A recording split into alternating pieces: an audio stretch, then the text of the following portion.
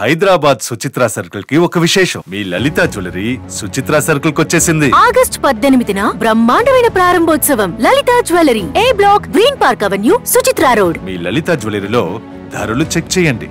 డబ్బులు చాలా చాలా ఆదా చేస్తారు. డబ్బులు ఎవరికి ఊరికే రావు.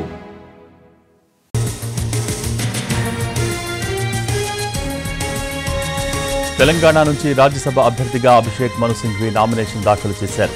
సింఘ్వి నామినేషన్ కార్యక్రమానికి CM Revanth Reddy, deputy CM Bhatti విక్రమార్కతో పాటు పలువురు మంత్రులు, ఎమ్మెల్యేలు హాజరయ్యారు. కేకే రాజీనామాతో సింఘ్వికి రాజ్యసభ అవకాశం దక్కింది. అభిషేక్ మను సింఘ్వి ఏఐసీసీ అధికార ప్రతినిధిగా ఉన్నారు. ఆయన సుప్రీంకోర్టు సీనియర్ న్యాయవాది కూడా. ఆయన తండ్రి ఎలన్ సింఘ్వి బ్రిటన్ దేశానికి భారత రాయబారిగా వ్యవహరించారు. మొన్నటి వరకు బెంగాల్ నుంచి రాజ్యసభకు ప్రాతినిధ్యం వహించిన సింఘ్వి పదవీకాలం ముగియటంతో ఈసారి తెలంగాణ నుంచి పెద్దల సభలో అడుగు పెట్టనున్నారు.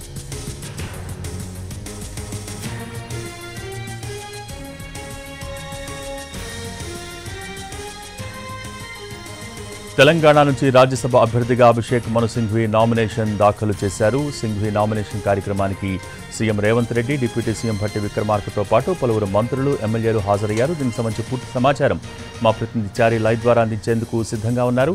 చారి, ఓవర్ టు యు. కొద్దిసేపటి క్రితమే అభిషేక్ మను సింఘ్వి తన నామినేషన్ ని దాఖలు చేశారు. ఈ నామినేషన్ ప్రక్రియకి CM Revanth Reddy, deputy CM Bhatti Vikramarka, మంత్రులు ఉత్తమ్ కుమార్ రెడ్డి, పొన్నం ప్రభాకర్, శ్రీధర్ బాబులు కూడా హాజరయ్యారు.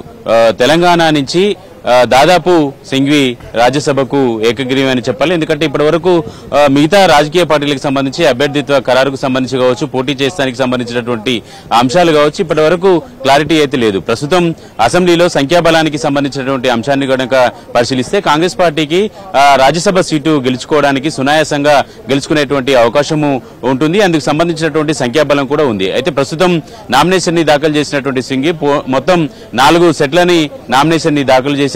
తెలంగాణ నుంచి సింఘ్విని రాజ్యసభకు పంపించడం వెనుక కాంగ్రెస్ పార్టీ ఆలోచన, అధిష్టానం యొక్క ఆలోచనకు సంబంధించినటువంటి అంశాలన్నింటినీ కూడా నిన్న జరిగినటువంటి సిఎల్పి సమావేశంలో సీఎం రేవంత్ రెడ్డి ఎమ్మెల్యేలకి అలాగే ప్రజలకి కూడా ఎందుకు సింఘ్విని తెలంగాణ నుంచి రాజ్యసభకు పంపాల్సి వచ్చింది అనేటువంటి అంశానికి సంబంధించి క్లారిటీ ఇచ్చేటువంటి ప్రయత్నం అయితే చేశారు. ఎందుకంటే ప్రధానంగా రాష్ట్ర విభజన జరిగిన తర్వాత 10 ఏళ్ల జరుగుతున్నప్పటికీ కూడా రాష్ట్రానికి రావాల్సినటువంటి హక్కు పరంగా రావాల్సినటువంటి అంశాలు కూడా ఇప్పటి వరకు బీజేపీ ప్రభుత్వం ఇవ్వలేదు. కాబట్టి వీటికి సంబంధించినటువంటి అంశాలని న్యాయపరంగా అలాగే సభలో కూడా ఫైట్ చేయడానికి సింఘ్వి అఖెరకు వస్తారు అనేటువంటి అంశాన్ని కూడా సీఎం రేవంత్ రెడ్డి నిన్న స్పష్టం చేశారు. కొద్దిసేపటి క్రితమే రాజ్యసభకు సంబంధించినటువంటి నామినేషన్ ని కూడా వేశారు. ఈ నామినేషన్ ప్రక్రియకి తెలంగాణ కాంగ్రెస్ లో ఉన్నటువంటి ముఖ్యమైనటువంటి సీనియర్ నాయకులు, మంత్రులు కూడా హాజరైనటువంటి పరిస్థితి.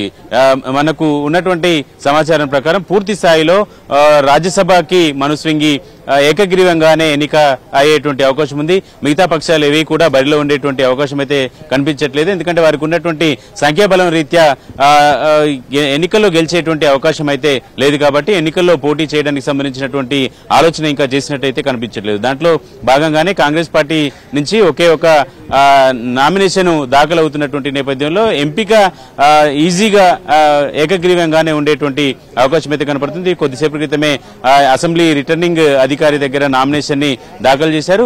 ఓవరాల్ గా తెలంగాణ ప్రయోజనాలు కాపాడడం కోసమే అధిష్టానం ఒక నిర్ణయం తీసుకుంది. ఆ నిర్ణయానికి కట్టుబడి తెలంగాణ కాంగ్రెస్ పార్టీకి సంబంధించినటువంటి ఎమ్మెల్యేలంతా కూడా అధిష్టానం చేసినటువంటి నిర్ణయానికి ఆమోదం తెలుపుతూ నిన్న తీర్మానం కూడా చేసినటువంటి నేపథ్యం. ఓవరాల్ గా అభిషేక్ మను సింఘ్వి తెలంగాణ నుంచి రాజ్యసభకి వెళ్లడం దాదాపు ఖరారైందని చెప్పాలి.